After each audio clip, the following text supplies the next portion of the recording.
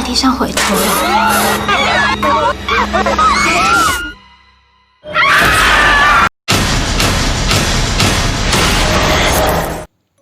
Hi friends, तो जैसा कि आपको वीडियो के टाइटल से देख करके पता चल गया होगा कि आज हम लोग जिस हॉरर मूवी की स्टोरी डिस्कस करने वाले हैं, इस मूवी का नाम है द ब्रिज कर्स।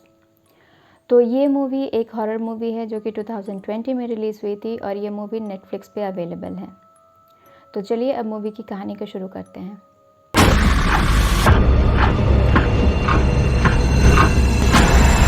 कहानी शुरू करने से पहले मैं आपको बताना चाहती हूँ कि ये मूवी एक थाईलैंड की मूवी है, जहाँ पे बहुत सारे जो कैरेक्टर्स है सबके नाम और यहाँ पे जो जगह है उसका नाम सारे प्रोनाउंसिएशन करने में मुझे बहुत प्रॉब्लम हो रहा था, क्योंकि उनके नाम थोड़े से अजीब हैं और मैं उनका प्रोनाउंसिएशन सही से नहीं कर पा रही थी। इसीलिए मैंने उन सारे कैरेक्टर्स का नाम इंडियंस नेम के ऊपर में रख दिया है, तो इससे मुझे आपको कहानी बताने में ईजी होगा और आपको समझने में भी ईजी होगा। तो चलिए अब कहानी को शुरू करते हैं। तो मूवी की कहानी के स्टार्टिंग में हम देखते हैं कि एक ब्रिज होता है जिस पे एक लड़का लाइव स्ट्रीमिंग कर रहा होता है। उस ब्रिज के ऊपर में लाइव स्ट्रीमिंग करते दौरान उसको कई सारे व्यूवर्स बताते हैं कि उसके पीछे कोई घोस्टली फिगर है, जिसे देख करके सभी काफ़ी डर जाते हैं। जब वो लड़का को इस बात का पता चलता है कि जो लोग बोल रहे हैं वो सही है, वो भी काफ़ी डर जाता है और वो इस ब्रिज से भाग जाता है। बाद में ये वीडियो भी डिलीट हो जाती है। तो अब कहानी शिफ्ट होती है, हम कहानी देखते हैं 28 फरवरी 2016 की, जहाँ पे कुछ कॉलेज स्टूडेंट उस ब्रिज पे रात में आते हैं उस ब्रिज के लिए रियलिटी चेक करने के लिए, यानी कि वो ये जानना चाहते हैं कि वहाँ पे कोई भूत है या नहीं है। वहाँ पे वो लोग भी लाइव स्ट्रीमिंग कर रहे होते हैं। उनके फ्रेंड में से एक फ्रेंड जिसका नाम राहुल होता है, जिसका मैंने इंडियन नाम राहुल रखा है, वो एक चेयर पे बैठा हुआ होता है और उसके दोस्त पीछे से उसका वीडियो बनाते हैं। अचानक से राहुल उठता है और वो सीढ़ियाँ चढ़ने लगता है। उस ब्रिज की खासियत ये होती है कि उस ब्रिज पे 13 सीढ़ियाँ होती है, लेकिन हर रात 12 बजे 14 सीढ़ी यानी कि एक एक्स्ट्रा सीढ़ी आ जाता है। और ऐसा कहा जाता है कि अगर कोई भी उस 14वीं सीढ़ी पे जा कर के पीछे मुड़ कर के देख लेता है तो वहाँ पे उस ब्रिज पे जो लड़की की आत्मा है वो उसे ले जाती है। तो खैर, अब राहुल जो सीढ़ी पे बैठा हुआ होता है और बाकी के उसके फ्रेंड्स जो है वो सभी उसका वीडियो बना रहे होते हैं कि तभी राहुल उठता है और वो सीढ़ियाँ चढ़ने लगता है। जब वो 14वीं सीढ़ी पे आता है तो उसे कुछ आवाज़ें सुनाई देती हैं और वो डर के वहाँ पे गिर जाता है। जैसे ही वो गिरता है उसका बाकी सारे फ्रेंड वहाँ पे आ जाते हैं और वो सभी राहुल को उठाने की कोशिश करते हैं। अब वो सभी फ्रेंड जैसे ही उसको उठाने की कोशिश करते हैं तो उन्हें पीछे में जो चेयर रखा होता है वो गिर जाता है और उसकी आवाज़ उन्हें सुनाई देती है। उस आवाज़ को सुन कर के सभी डर जाते हैं और वो लोग भी पीछे मुड़ कर के देख लेते हैं। जैसे ही वो पीछे मुड़ के देखते हैं उन्हें रियलाइज़ होता है कि वो 14वीं नंबर सीढ़ी पे है और उन्होंने पीछे मुड़ कर के देख लिया है, यानी कि अब उस लड़के की आत्मा यहाँ पे आ कर के उन सभी को ले जाएगी। तो नेक्स्ट डे हमें अखबार में 5 दोस्तों की मौत की खबर सुनाई देती है जो कि उस ब्रिज पे गए थे लाइव स्ट्रीमिंग करने के लिए। अब कहानी प्रेजेंट में शिफ्ट होती है और ये कहानी होती है 28 फरवरी 2020 की। तो यहाँ पे एक रिपोर्टर जिसका नाम नेहा होता है, वो उस ब्रिज की सच्चाई जानने की कोशिश करती है। नेहा उस 4 साल पहले जो हादसा हुआ था उस ब्रिज के ऊपर में, उस ब्रिज की उस स्टोरी को कवर करना चाहती है और उसके पीछे की सच्चाई जानना चाहती है। तो अब हम लोग देखते हैं कि नेहा अपने लैपटॉप में एक एस्ट्रोलॉजर से बात करती है। वो एस्ट्रोलॉजर उसे बताते हैं कि हर 4 साल बाद, यानी कि जैसा कि 28 फरवरी 2016 को हुआ था, वैसा ही सेम घटना 28 फरवरी 2020 को भी होगा, क्योंकि हर लीप ईयर में उस ब्रिज के ऊपर में 5 लोग को मरना ज़रूरी है। तो अब ये वाला स्टोरी होता है कि तभी कहानी फिर से फ्लैशबैक में चला जाता है। ये कहानी उन बच्चों की होती है जिसका स्टोरी हमें पहले दिखाया जाता है, जो लोग वहाँ पे लाइव स्ट्रीमिंग करने के लिए आते हैं। तो वहाँ पे जो फ्रेंड्स होते हैं, जैसा कि मैंने आपको पहले ही बताया था, और वो सभी पीछे मुड़ कर के देख लेते हैं। पीछे मुड़ के देखने के बाद सभी को जैसे ही रियलाइज़ होता है कि उन्हें पीछे मुड़ के नहीं देखना चाहिए था, वो लोग वहाँ पर से भाग करके यूनिवर्सिटी के अंदर चले जाते हैं। अब यूनिवर्सिटी के अंदर जैसे ही जाते हैं, हम दूसरी तरफ देखते हैं एक अमित नाम के लड़के को। एक्चुअली अमित ने ही ये प्रैंक किया था, उसने ही वो चेयर गिराया था जिसकी आवाज़ से उसके सारे दोस्त डर जाते हैं और वो लोग यूनिवर्सिटी के अंदर चला जाता है। तो खैर, सारे दोस्त जैसे ही डर के अंदर चले जाते हैं, अमित को दिखाया जाता है, जो कि वहाँ पे बहुत खुश होता है क्योंकि उसे लगता है कि उसका ये प्रैंक बहुत ही सक्सेसफुल हुआ है। कि तभी उसे पीछे से एक लड़की की आवाज़ सुनाई देती है और वो पीछे मुड़ के देख लेता है।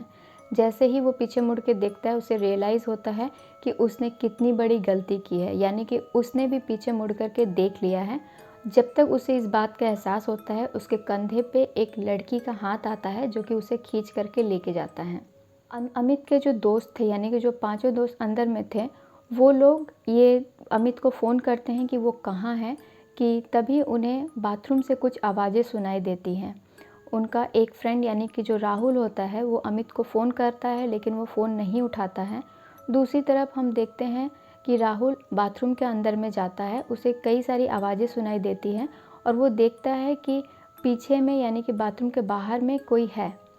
वो ये देखने के लिए बाथरूम के नीचे से झाँकता है, लेकिन उसे कोई भी दिखाई नहीं देता। कि तभी वहाँ पे एक बाल्टी आ जाती है और उस बाल्टी के अंदर में राहुल को कोई ज़बरदस्ती डुबाने की कोशिश करता है और वो वहाँ पे डूब कर के मर जाता है। नेक्स्ट सीन में हम देखते हैं दूसरी तरफ सैम और प्रिया को, जो लोग अमित को ढूंढने की कोशिश करते हैं, और उधर दूसरी तरफ एक कमरे में हम देखते हैं निशा और मोनिका को, जो लोग उस आत्मा से बचने की कोशिश कर रहे होते हैं। तो इधर हम देखते हैं कि प्रिया और सैम दोनों अमित को ढूंढने की कोशिश करते हैं, लेकिन उन्हें वो नहीं मिलता है। दूसरी तरफ मोनिका और निशा एक कमरे में होते हैं, जहाँ पे मोनिका निशा के साथ एक छोटा सा प्रैंक करती है, जिसके वजह से निशा काफ़ी गुस्सा हो जाती है और उसे बाथरूम में छोड़ करके चली जाती है। मोनिका के हाथ में कुछ लगा हुआ होता है, उसे वो साफ़ करने के लिए उसी बाथरूम में रहती है और वो अपना हाथ धो रही होती है। जैसे वो हाथ धो रही होती है, उसके पीछे से एक लड़की की आत्मा आती है जो उस पर हमला कर देती है। ठीक उसके दूसरे साइड में हम देखते हैं कि निशा एक कमरे में जाती है, जहाँ पे उसी लड़की की आत्मा आकर के उसे डराती है और वो वहाँ पे बेहोश हो जाती है। इस साइड में हम देखते हैं कि फिर से मोनिका बाथरूम से निकल करके प्रिया के पास जाती है और प्रिया और मोनिका दोनों वहाँ से बच के निकलने की कोशिश करते हैं। अब वो लोग दोनों वहाँ पर से निकलने की कोशिश करने के लिए उन्हें एक सीढ़ी मिलता है। वो जैसे ही जल्दी जल्दी करके सीढ़ी से उतरते हैं, वो ये रियलाइज़ करते हैं कि सीढ़ी ख़त्म ही नहीं हो रही है। तो आखिर में जाकर के उन्हें एक रास्ता दिखाई देता है। उस रास्ते में जाकर के जैसे वो निकलते हैं, तो वो उस यूनिवर्सिटी के छत पे जाते हैं, जहाँ पे कोई भी रास्ता नहीं बचता है, और वहाँ पे फिर से उस लड़की की आत्मा आ जाती है, जो उन दोनों को मार देती है। दूसरी तरफ हम सैम को देखते हैं, जो कि वहाँ पर से बच के निकल के भागने की कोशिश करता है। कि तभी जो निशा होती है, जो अपने कमरे में बेहोश होती है, उसके ऊपर में वो आत्मा आ जाती है और वो सैम को मारने की कोशिश करती है। सैम अपनी जान बचाने के लिए निशा से भीख मांगता है, तो निशा उसको बोलती है कि 5 लोगों का मरना तो ज़रूरी है। तो वो उसे बोलती है कि वहाँ पे एक पत्थर पड़ा हुआ है, उसे उठा करके वो उसको मार दे। तो जैसे ही वो मरेगी, 5 लोग पूरे हो जाएंगे और सैम बच जाएगा। सैम ऐसा करना नहीं चाहता था कि तभी वहाँ पे उस लड़की की आत्मा आ जाती है और वो सैम पे हमला करने की कोशिश करती है। जैसे ही वो उस पे हमला करने की कोशिश करती है, सैम वहाँ पे एक ईंट उठा करके निशा को मार देता है और निशा की वहीं पे मौत हो जाती है। अब कहानी प्रेजेंट में शिफ्ट होती है। प्रेजेंट में हम देखते हैं कि नेहा बहुत सारे वीडियोस और फ़ोटोज़ को देखती है। उसे ये रियलाइज़ होता है कि उस दिन उस ब्रिज पे 6 लोग थे। उसमें से 3 लड़के और 3 लड़कियां होती है। लड़कियों का नाम निशा, प्रिया और मोनिका था। लड़कों का नाम राहुल, सैम और अमित था। तो वो ये देखती है बहुत सारे फ़ोटोज़ ढूंढने के बाद कि जैसा घटना 2016 में हुई थी, यानी कि 6 लोगों में से सिर्फ 5 लोग मरे थे, वैसा ही सेम घटना 4 साल पहले यानी कि 2012 में भी हुई थी। अब वो 2012 की एल्बम ढूंढने लगती है, तो उसे निशा एक कॉमन मिलती है, जो कि 2012 में भी थी और 2016 में भी थी। तो एक्चुअल में इस मूवी में होता ये है कि उस ब्रिज की जो स्टोरी होती है, यानी उस ब्रिज पे एक लड़की होती है जो कि उस दिन पूरी रात अपने बॉयफ्रेंड का वेट कर रही होती है। लेकिन जब उसका बॉयफ्रेंड नहीं आता है, तो उसे कुछ आवाज़ें सुनाई देती है जंगल के तरफ से। वो जैसे ही सीढ़ियाँ चढ़ने लगती हैं, उसे पीछे से कुछ लोग खींच करके ले जाते हैं जंगल में। वहाँ 5 लोग होते हैं और वो लोग उसका रेप करके उसे मार देते हैं। इसीलिए हर 4 साल के बाद उस लड़की की आत्मा उस ब्रिज के ऊपर से 5 लोगों को मार देती है। इसी की वजह से निशा, जो कि 2012 में भी थी, उसने अपने 5 दोस्तों को उस आत्मा से मरवा दिया और उसके बदले में अपनी जान बचा ली।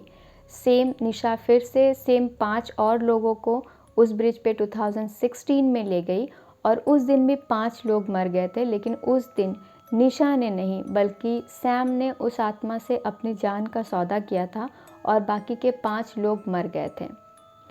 अब कहानी फिर से प्रेजेंट में आती है और हम नेहा को देखते हैं कि वो 2016 में जो 6वां इंसान था जो बच गया था, यानी कि जो सैम था, उसकी फ़ोटो ढूंढने लगती है।